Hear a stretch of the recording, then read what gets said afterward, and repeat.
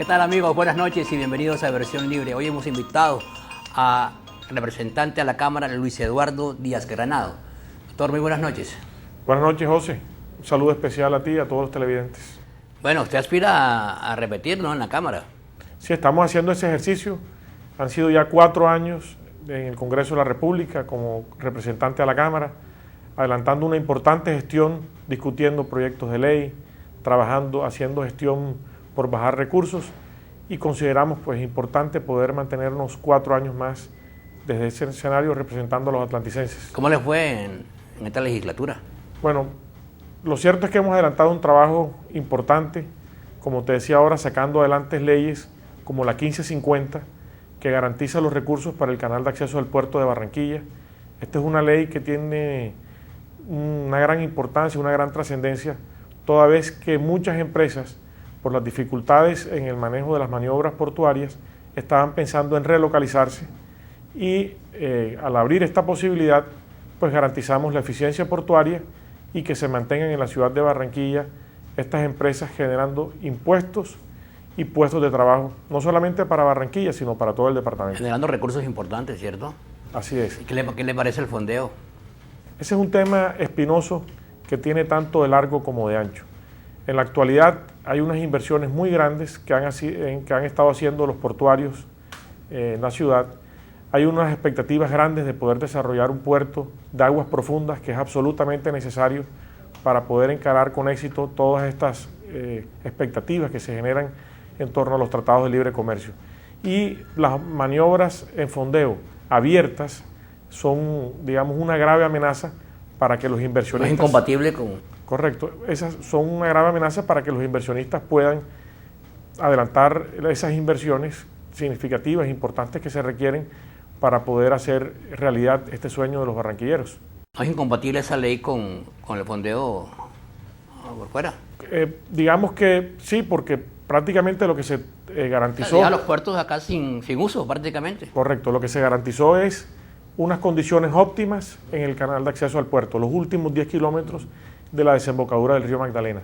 Y estas operaciones pues prácticamente obviarían la necesidad de utilizar los puertos, poniendo en grave riesgo el tema medioambiental y dejando prácticamente sin uso las inversiones que han hecho estos empresarios portuarios. Sí, el puerto de aguas profundas, nada más en el estudio se gastaron $40 millones.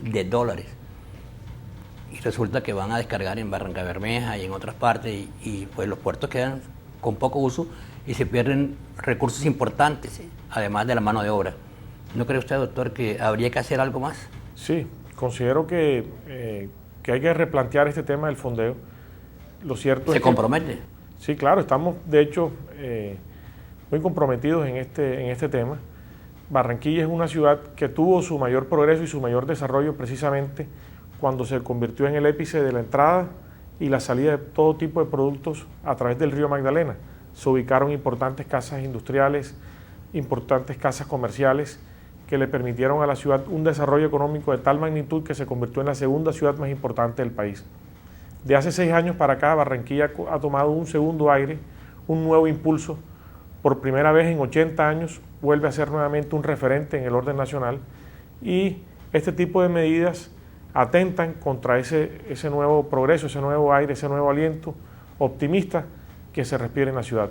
Lo grave es que hay barranquilleros que están detrás de todo este gran proyecto que lesiona a la ciudad grandemente. Correcto, hay unas empresas multinacionales que tienen unos intereses con el más alto nivel del gobierno nacional, y sobre esa base lo han venido preparando a lo largo de mucho tiempo, y que se materializarían pues con abrir la posibilidad de que se realicen todo este tipo de operaciones en fondeo de manera abierta y sin ningún tipo de regulación. Eso es muy grave, muy delicado, y pues nosotros como barranquilleros tenemos que alzar una sola voz a efectos de poder evitar que ese tipo de situaciones se presenten. Sin ningún chauvinismo.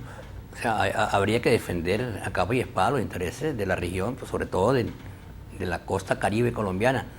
¿Se imagina usted un paisa permitiendo eso? Jamás pasaría eso, ¿no cree? Sí, aquí en Barranquilla, que históricamente ha sido una ciudad abierta a los inmigrantes, no solamente extranjeros, sino de buena parte del país, digamos, no vemos con prevención que se presenten ese tipo de situaciones. Sin embargo, vemos cómo en otras partes del país, en Antioquia, por ejemplo, son muy celosos y siempre están salvaguardando los intereses propios de la región. Eso es una buena lección. Los antioqueños nos enseñan mucho sobre el tema de defender los intereses de su terreno, de su tierra. Bueno, doctor, ¿y usted cómo se imagina el Congreso, la República, Senado y Cámara en el posconflicto? Bueno, lo cierto es que este Congreso, que esperamos se elige el próximo 9 de marzo, en donde se escojan personas pues, de las más altas calidades, particularmente en Senado va a estar conformado por personas de las más altas calidades, como eran de pronto en otras épocas en las que, digamos, dirigentes políticos de la talla de Alfonso López Pumarejo, de Laureano Gómez, en fin, de una serie importante de dirigentes, vuelva a vivirse lo que llamaban en una época el Congreso de los Notables o el Congreso Notable. Y seguramente vamos a tener figuras de gran importancia, de gran trascendencia y que van a contribuir a que las discusiones en este nuevo Congreso sean del más alto nivel. Considero de igual manera pues, que se abre un escenario completamente nuevo para la historia del país, en donde por primera vez en más de 50 años se podría decir que no hay un conflicto armado como tal, y eso indudablemente va a tener una repercusión en la dinámica de la nación. Por ejemplo, en el tema de la inversión de recursos. Hoy hay un porcentaje bastante grande de los ingresos que genera el presupuesto de la nación que se destina al tema de la guerra.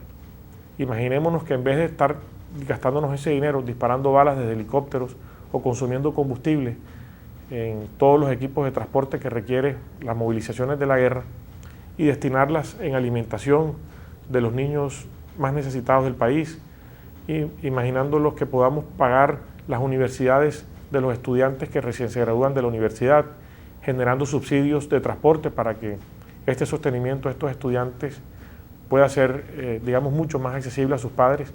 Seguramente de manera mucho más rápida podríamos conseguir unos niveles de desarrollo bastante interesantes.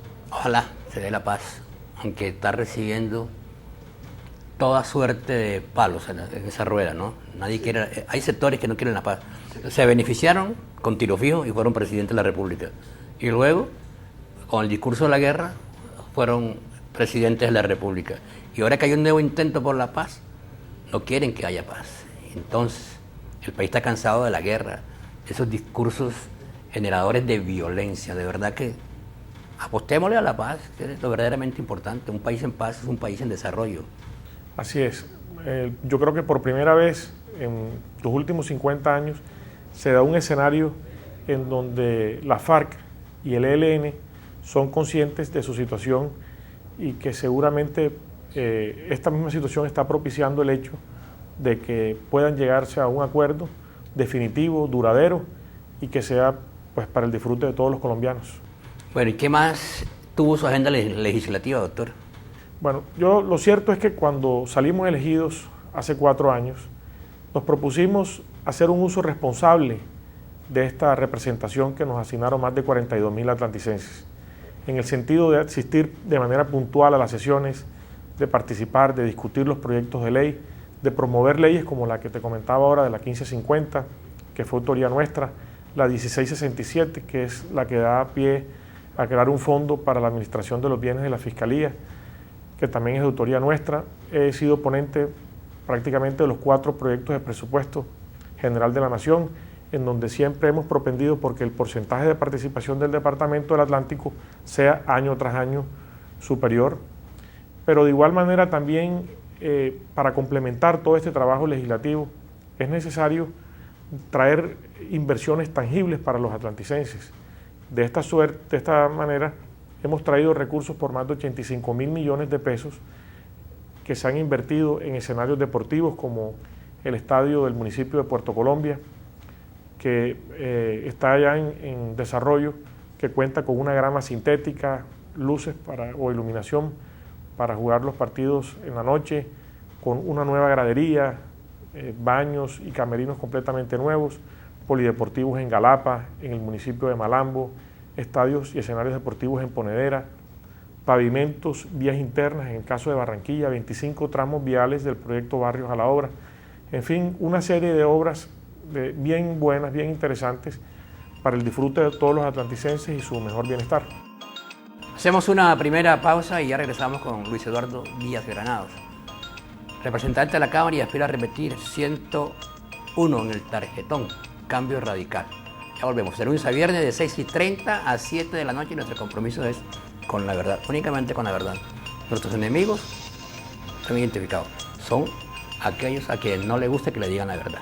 Ya volvemos.